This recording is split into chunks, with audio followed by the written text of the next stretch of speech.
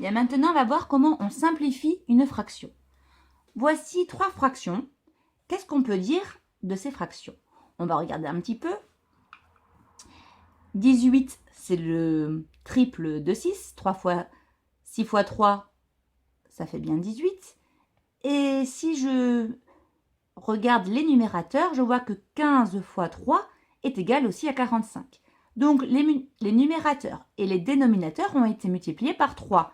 Donc, ces fractions sont égales. Ensuite, de cette fraction à celle-ci, qu'est-ce qu'on peut dire? 18, c'est 2 fois 9. Donc, si on divise par 9, on obtient 2. Et 45 aussi dans la table de 9. Parce que c'est 9 fois 5. Donc, si on divise par 9 en haut et en bas, on obtient bien 5 demi. Donc, ces fractions sont égales. Ces fractions sont égales. Quelle est la fraction la plus simple parmi ces trois-là?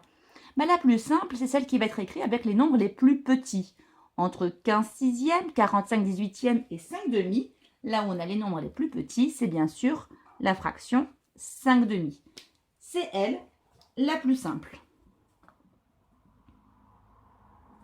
Donc, pour simplifier une fraction, il suffit de diviser le numérateur et le dénominateur par un même nombre, par un diviseur commun. Donc, on peut simplifier une fraction par un diviseur commun au numérateur et au dénominateur en divisant les deux nombres par ce diviseur commun. Par exemple, ici, on avait 15 sixièmes. Comment on passe de cette fraction-là à 5 demi? On s'aperçoit que 15 et 6 sont dans la table de 3. Donc, au lieu de diviser par 3, ce qu'on va faire, c'est qu'on va écrire la décomposition de 6 avec 3, c'est 3 fois 2. Et on va écrire la décomposition de 15 avec 3 aussi. Et 15, on le remplace par 3 fois 5. Comme ça, lorsqu'on barre les 3, on dit qu'on simplifie par 3. C'est pareil que de diviser par 3 en haut et en bas. Et on obtient bien sûr 5 demi. Ce qu'on n'a pas barré, on le recopie. Ici, c'est la même chose. Comment on passe de 45 18e à 5 demi? On a vu que ces deux nombres étaient dans la table de 9. Donc, on écrit leur décomposition en faisant apparaître le 9 en bas et en haut pour pouvoir simplifier par 9. Et il nous reste 5 demi. Méthode 2, simplifier une fraction. Pour la première, on a 20 sur 32. Donc, on réfléchit dans quelle table il y a le nombre 20 et 32. On pense à la table de 4. Donc, on peut dire que 20, c'est 4 fois 5 et 32, c'est 4 fois 8. On simplifie par 4 et il nous reste la fraction 5 huitièmes. Alors, ceux qui ont vu qu'on pouvait simplifier par 2, je vais vous montrer un petit peu ce qu'on obtient ici.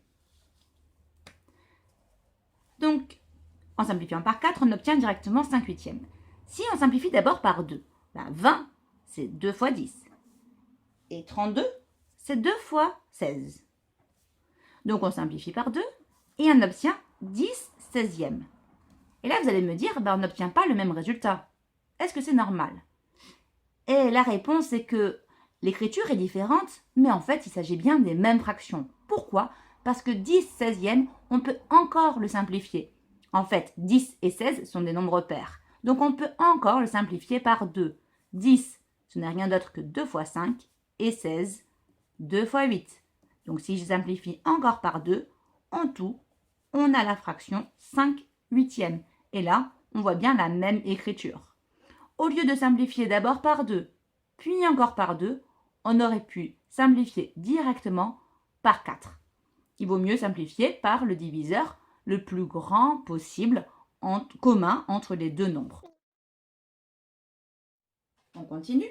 22 et 24 sont des nombres pairs, ça se voit tout de suite. Donc, on sait qu'on peut simplifier par 2. 22, c'est 2 fois 11. Et 24, c'est 2 fois 12.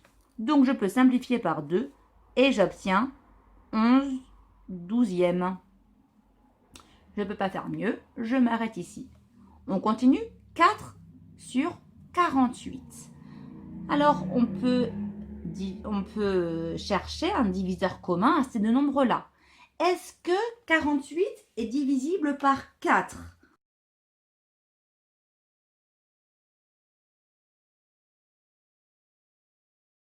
4 fois 12, ça fait 48. Donc, on peut simplifier directement par 4. 4, ben, c'est rien d'autre que 4 fois 1. Et 48, on a dit que c'est 4 fois 12. Donc, on simplifie par 4 et on obtient un 12e. On continue. On a 4 huitièmes. Donc, 4 et 8 sont dans quelle table? Ben, dans la table de 4. Donc, 4, on peut l'écrire 4 fois 1. Et 8, on peut l'écrire 4 fois 2.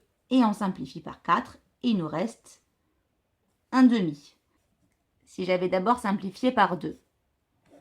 Donc, j'aurais 2 fois 2. Et 2 fois 4. Je simplifie par 2. J'ai 2 quarts. Et 2 et 4 sont des nombres pairs. Donc, je peux encore simplifier par 2. Et ça me fait aussi un demi. Donc, c'est plus rapide de simplifier directement par 4. On continue.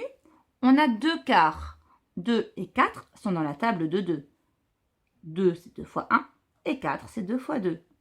Je simplifie par 2 et j'obtiens un demi. On continue. 2 huitièmes. 2 est dans la table de 2. Et 8 aussi, c'est 2 fois 4. Je simplifie par 2 et j'obtiens un quart. 15 et 27 sont dans quelle table? Ils sont dans la table de 3. 15, c'est 3 fois 5. Et 27, c'est 3 fois 9. Je simplifie par 3 et j'obtiens 5 neuvièmes. On continue. 20 et 36. Dans quelle table sont 20 et 36? On s'aperçoit qu'ils sont dans la table de 4. 20, c'est 4 fois 5. Et 36, c'est 4 fois 9. Je simplifie par 4 et j'obtiens 5 neuvièmes. On continue. 40, 45e. Donc, je vois que ces deux nombres se terminent par un 0 ou par un 5. Ça me donne un indice, comme quoi ils sont dans la table de 5. Et effectivement, 40, c'est 5 fois 8. Et 45, c'est 5 fois 9. Je simplifie par 5 et il me reste 8 neuvièmes. 25, c'est 5 fois 5. Et 35, c'est 5 fois 7. Je simplifie par 5 et il me reste 5 septièmes. 2, c'est 2 fois 1. Et 20, c'est 2 fois 10. Je simplifie par 2 et il me reste un dixième. Et enfin, 12 vingtièmes. Donc 12 et 20 sont dans une table. Laquelle? Alors on peut voir que c'est dans la table de 2. Pourquoi pas? Est-ce qu'il n'y a pas un diviseur commun plus grand que 2 pour ces deux nombres-là? Eh bien si, il y a 4. 12 est dans la table de 4. C'est 4 fois 3. Et 20 aussi, c'est 4 fois 5. Je simplifie par 4 et il me reste 3 cinquièmes. J'encadre ou je mets du fluo sur mes réponses. Je vérifie en même temps qu'on ne peut plus simplifier les fractions. Et c'est terminé.